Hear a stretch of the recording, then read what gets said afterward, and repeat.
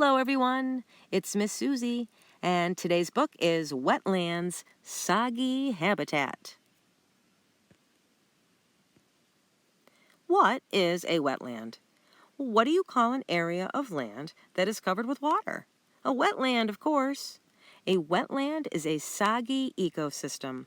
An ecosystem is all of the living and non-living things in a certain area. It includes plants, animals, water, soil, weather, everything. All wetlands have three main things in common. They have water at least part of the year, their soil is very wet, and they are filled with water-loving plants. Here's a fun fact. Wetlands are different from many other ecosystems. They do not all have the same kind of weather. Some wetlands are hot all of the time, others get snow. That's why wetlands can be found all over the world. Types of wetlands.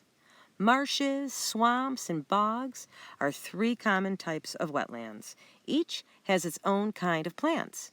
Grasses and cattails grow in marshes. Shrubs and trees live in swamps. Mosses and evergreen plants grow in bogs. Bogs are made of thick layers of peat. Peat is a spongy soil made of dead plants. The moose eats from the marsh. Looks like we've got a firefly in the swamp. And beavers seem to like the bogs. And here's a fun fact.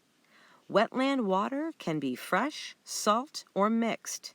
Inland wetlands have fresh water. Wetlands along the coast have salt water. And wetlands with a mixture of fresh and salt water are called brackish wetlands. Important jobs. Wetlands have important jobs to do. They give animals a place to live and raise their young. Wetlands near the seashore reduce storm damage by absorbing the force of strong waves. They also stop erosion. Erosion happens when waves hit the shore and wash away the soil.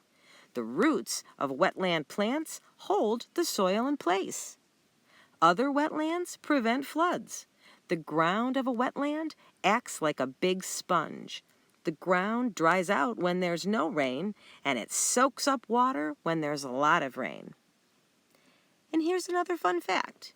Fish and other sea animals lay eggs in coastal wetlands. The wetlands are safer than the rough open sea. And the wetland water has all the food the babies need. Water cleaner. Wetlands are also good cleaners. Water entering a wetland might have dirt and pollution in it.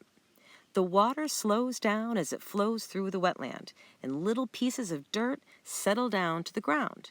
The water that exits the wetland is cleaner than the water that entered. Here's another fun fact. Farmers often use extra water from nearby wetlands.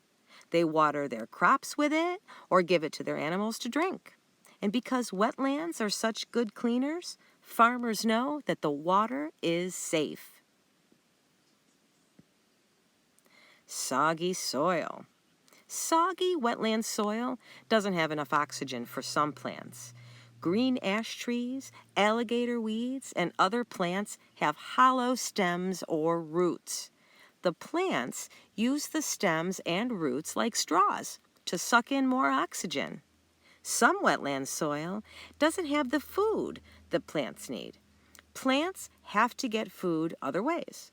Some plants catch insects. Others don't even root in the soil. Duckweed soaks up food right from the water. A fun fact? Bald cypress trees have knobs that stick out of the water near the bottom of the tree. These knobs, called knees, help the tree live. Because there is not enough oxygen in the muddy soil, the knees absorb oxygen from the air. Two strong plants. Wetlands are just the right home for some plants. Two common wetland plants are cattails and water lilies. Cattails grow on sturdy stems at the water's edge. Their waving brown seed heads look like cat's tails. Water lilies float on the water with their large flat leaves. Their long roots reach into the soil below, and their stems bend or stretch, so the water lilies always float. A fun fact, throughout history, people have used cattails in many ways.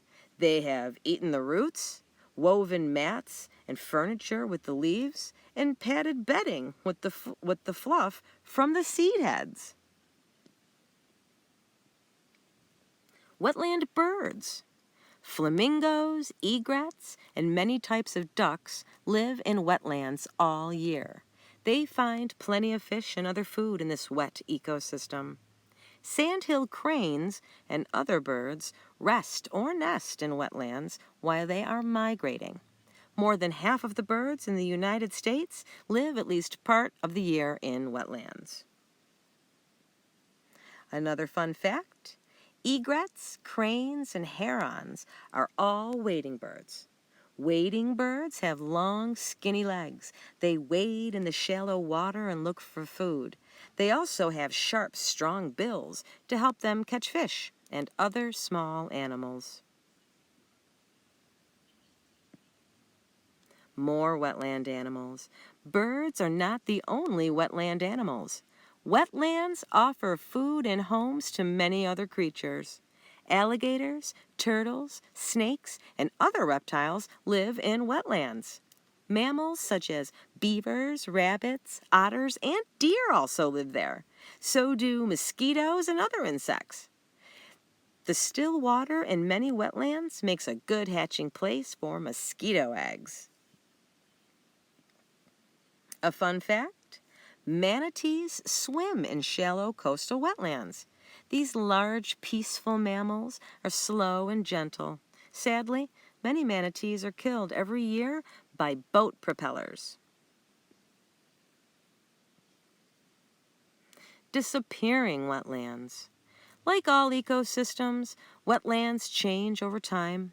More or less rain and snow can make wetlands come and go. And people can also make wetlands disappear too quickly. All over the world, people drain the water out of wetlands and build houses and farms on the land. And if wetlands disappear, many plants and animals will die. Floods and erosion will happen more often. And the water we use for drinking, cooking, and bathing won't be as clean. It's important to protect the wetland ecosystem and all of Earth's other ecosystems too.